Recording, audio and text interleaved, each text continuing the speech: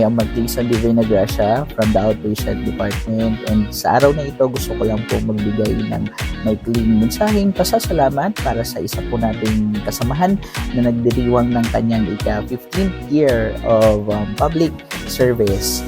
Para po kay Sir J. Seno, maraming salamat po sir. Sa mga panahong nasa PACU, OR unit po ako, kayo po ay naging head ko.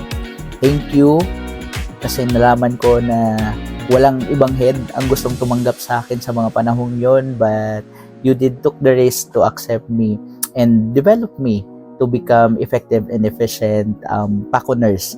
Thank you for all the learnings, for all the knowledge you have shared, and up to now, ang dali mo pong lapitan. Napaka-approachable. Thank you na hindi ka nagdadamot ng iyong mga kaalaman, especially sa mga bagay na magaling ka.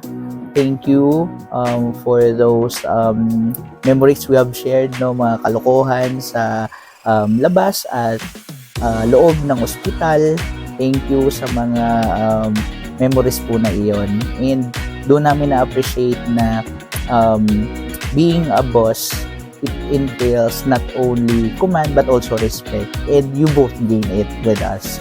So thank you po sa mga panahon na iyon, and naway magpatuloy po kayo sa inyong mission, no, to inspire more other nurses to become effective in their service.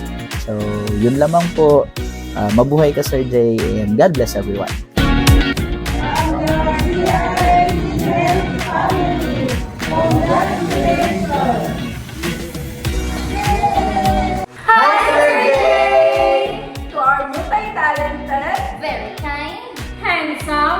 Idol, congratulations on your 15th year in government service. May you continue the exemplary performance and dedication to the public.